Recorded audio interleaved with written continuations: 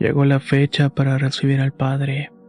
Mi mamá le había pedido a Angelita que pusiera esmero en la limpieza por la visita. Nosotros nos quedaríamos con la cara pegada al vidrio de los ventanales esperando al sacerdote. Lo vimos llegar de lejos y traía una sotana negra puesta y en sus manos a un niño Dios. Tocó la puerta de la casa y Angelita la abrió. Mi hermano Rómulo y yo íbamos detrás de ella.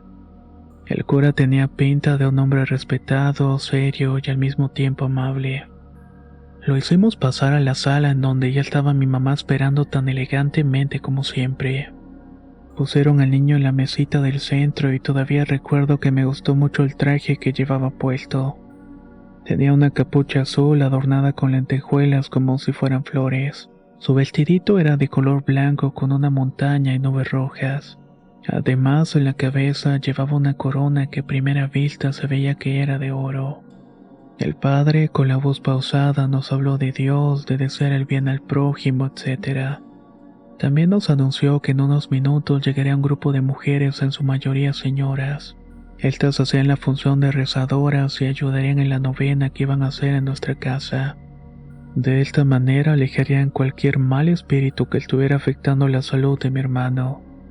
Todo lo que pidas te lo darás si tienes fe en él, dijo mi madre, el padre Rodolfo, señalando la figura del pequeño niño Dios. En ese momento tocaron la puerta y recibimos a las señoras. Eran alrededor de 15 mujeres de varias edades, aunque la mayoría se veían en la segunda edad. Cada una se sentó en su respectiva silla y comenzaron los rezos. La verdad me sorprendió mucho que rezaran en un idioma tan raro que no era ni inglés, ni español, ni francés. Según me dijo mi mamá cuando le pregunté qué lengua era, me contestó que latín. Se me ocurrió pensar en si esas mujeres sabían lo que estaban rezando o no. Tal vez sí, porque cada una llevaba un libro pequeño, y todas repetían al unísono las palabras que el padre ya conocía de memoria. La figura necesitaba estar en la casa por los 9 días del novenario. En ese tiempo mi madre debía encargarse de hacer los rezos antes de acostarse con el libro de oraciones en latín. Esto para que el niño Dios pudiera actuar y obrar en nuestra casa. Como siempre, a la hora de cenar, mi padre aparecía con nosotros. Esta fue una tradición que mantuvimos por muchos años. Mi mamá le enseñó la figura, pero él le dio lo mismo. Nunca le interesaron esas cosas y en general podría decir que nunca le importó mucho lo que hiciera mi madre. Eso sí, le pedía explicaciones de todo lo que tuviera que ver con el bienestar de Rómulo, ya que desde que nació por ser varón se había convertido en su favorito. Durante la cena volvió a mencionarle a mi mamá que esperaba que todo eso sirviera para que Rómulo recuperara la rutina. A él nunca le gustaron los lloriqueos de nuestra parte, y que un hombrecito los hiciera era todavía peor para él. Ya saben que en los años 80 el machismo estaba todo lo que daba, y mi papá había sido criado bajo estas costumbres.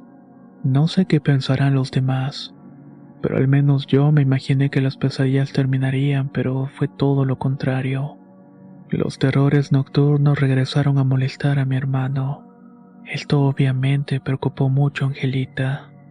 A la segunda noche en la que mi hermano otra vez se levantó gritando y pidiendo ayuda, la nana tomó la decisión de hacerle otra limpia a su manera, pero no funcionó.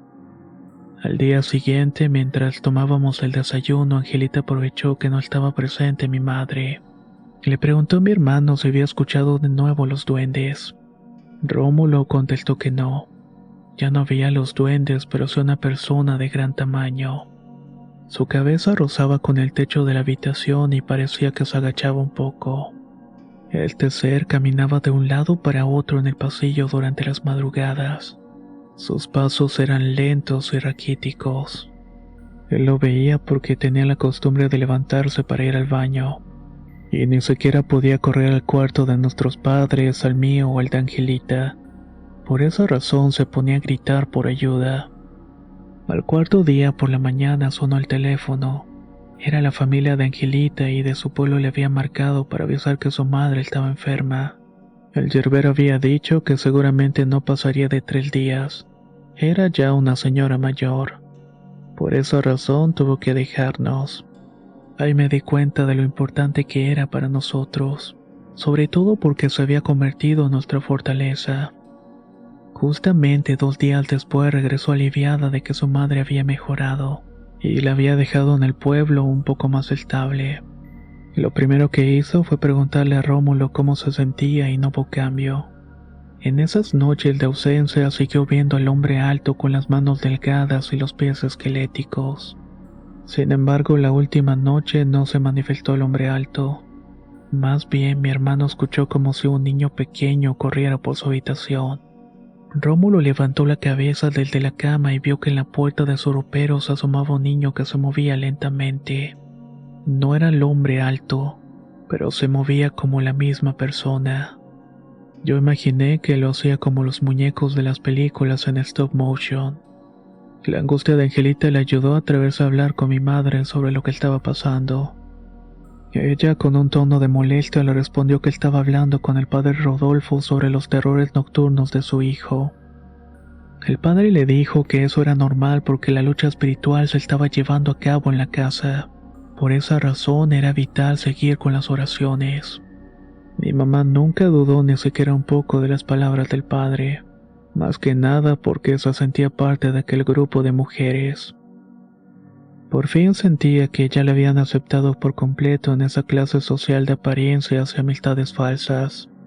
No había duda que estaba completamente cegada por la aceptación de otros y por su misma soledad. Claro que para Angelita todas las advertencias del padre le valieron un comino. Lo que hizo fue marcarle por teléfono a una amiga suya que no vivía tan lejos de la casa. Le pidió que por favor la acompañara a ver a un sacerdote de otra parroquia más humilde, una que no estaba muy lejos del centro. Esto lo supe porque Angelita me consideraba la única en cual podía confiarle el asunto. Me contó que le dio detalles al párroco de lo que Rómulo parecía ver sobre el hombre alto y el niño. Por esa razón quería pedirle un consejo. El cura le pidió que le describiera el ropaje del niño Dios que se encontraba en la casa. Él no recordaba ninguna advocación con esa descripción, y tampoco había escuchado entre sus reuniones con los demás sacerdotes de Jalisco el nombre del padre Rodolfo. El sacerdote fue muy claro que cualquier padre que ejerciera en Jalisco debía anunciarse ante la diócesis. De esta manera es que hacían colaboraciones en conjunto con otros sacerdotes y peregrinaciones. Este nuevo padre le dijo que iría en la tarde después de la misa vespertina. Quería ver con sus propios ojos lo que estaba sucediendo. Por esa razón le pidió a Angelita que hiciera un esfuerzo para hacer que el padre Rodolfo se quedara un tiempo más en la casa. Quería averiguar todo sobre él. Angelita llegó a la mitad del nuevo rezo de los 9 días de la visita del Niño Dios. Todas las mujeres y el padre Rodolfo estaban presentes. En ese momento mi hermano estaba en medio de las mujeres, el padre tenía una mano sobre el niño. La otra estaba sobre la cabeza de Rómulo. Se encontraba haciendo los rezos de manera acelerada en un idioma desconocido. Su frente se encontraba cubierta de sudor, y al terminar agregó una cosa en español, agradeciéndole a Dios por su intervención y asegurando que sin él ninguna liberación es posible. He de reconocerles que en el ambiente se sentía mucha fe y devoción hacia el niño. La sesión se puede decir que cerró de maravilla. Entonces mi mamá los invitó a que tomaran un refrigerio en el comedor. Todas parecían comer tranquilamente, pero Angelita mencionó que había invitado a otro sacerdote para adorar al Niño Dios. Este comentario cambió el ambiente por completo. Las mujeres se pasaban las cucharadas de comida como si llevaran mucha prisa. Es más, ni siquiera masticaban. Angelita se dio cuenta de la reacción y trató de evitar que se fueran. En un intento por retrasar la visita, fue hasta la sala para tomar al Niño Dios. Lo iba a poner en el altar que mi mamá le había arreglado en la casa.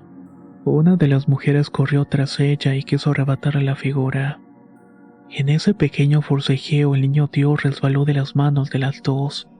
Cayó al suelo boca abajo y fue inevitable que se le rompiera parte del pecho, una mano y la totalidad de la cara.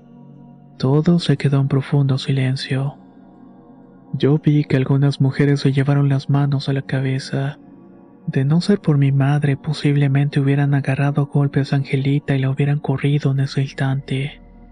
Angelita penosamente se agachó para recoger al niño Dios.